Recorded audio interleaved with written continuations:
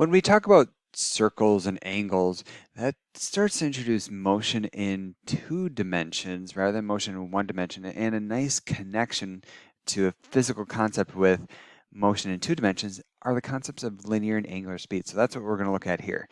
Okay, you might be familiar with one-dimensional motion to some degree, like distance is rate times time, dirt, I call it, d is equal to rt. But that has its time and place, but we're going to look at some different ideas. So for all of this, as we kind of talk about these concepts, I want you to think about this example I have here of like you have a yo-yo and like fully extended and it's being swung in a circle. Okay. So when we talk about that, the rate of rotation of the yo-yo. Okay, so again, if you need a little diagram, okay, here would be kind of where your finger is attached to the string of a yo-yo, and then the yo-yo is hanging down, and then this thing is rotating around. You're swinging it in a nice circle because, well, why not, right? But you're swinging this thing in a circle. Okay, when we talk about the rate of rotation, that is angular speed. Okay, so how fast we're swinging it around. Okay, how fast it's rotating, the revolutions per minute, right? And we indicate it symbolically with this what looks like a W. It's actually, it's a when I learned it, it was my teacher called it a butt because it looks like butt cheeks. But it's actually the Greek symbol omega. Okay, so this is omega. Okay, or but. But we take omega and we talk about that being calculated as theta over t. And if it is a rate of rotation, we have to have to make a rate, you need a time unit. So that's what the t stands for, is some time unit. And then theta is your angle. Okay, so what's the change in the angle? Okay, and its units are either radians per second. So again, that would generally be unitless, and it might look like 1 per second, or you could have it in degrees per second. Okay, so that's the topic of angular speed. So again, how fast it's rotating around. Okay, now what we're more familiar with is what we might call linear, sometimes tangential speed, but that's linear. Linear means line, right? So line speed in straight line motion. Okay, um, so here, imagine that the yo-yo breaks. So I'm to kind of sketch this. So imagine here would be the path that it's on, right? And then at this point, the yo-yo breaks and it would fly in a straight line, assuming no gravity, right? Along this direction. So this would be V, okay?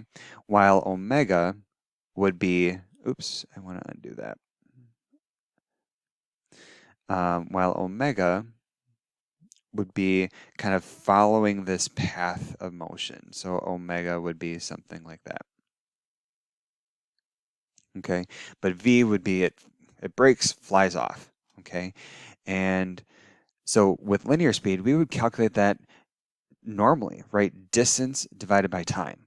Okay, we have the dirt equation.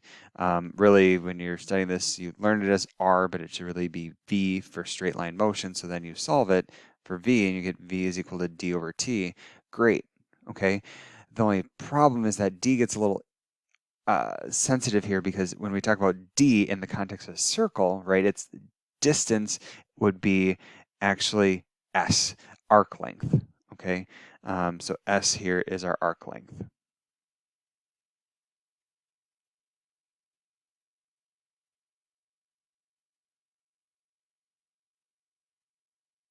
Okay, so then we take arc length over time to calculate linear speed. Okay, and again, from previously, we know that S is equal to R theta, so just replace S with R theta, and you get a different way to calculate linear speed. Okay, and units here would be, again, distance units over time units, so we're thinking like it could be, feet per second, miles per hour, right? Anything like that would be an appropriate unit for linear speed. okay? And a nice fun connection that I use absolutely all the time, please, please, please make sure to get this in your notes, is you can follow this arithmetic through, okay? S over T, R theta, or R theta over T, and then pull the R out. Theta over T we talked about as omega, so really we can say that V is equal to R times omega, okay?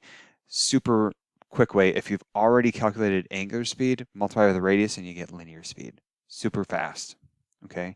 And we'll do that in this first example, okay?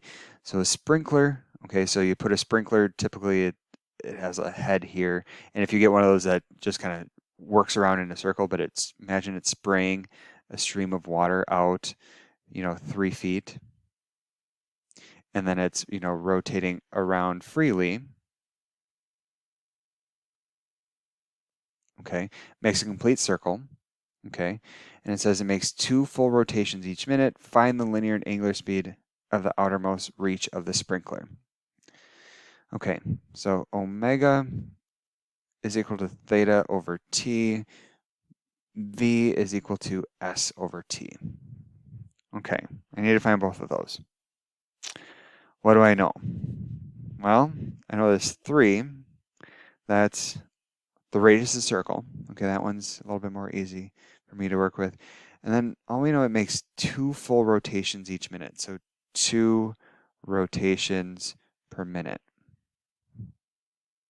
Okay, now, and then I get stuck. Okay, and I fully intend most students would get stuck. Okay, then I think a little bit more. I think a bit more about this too, because this has to be important.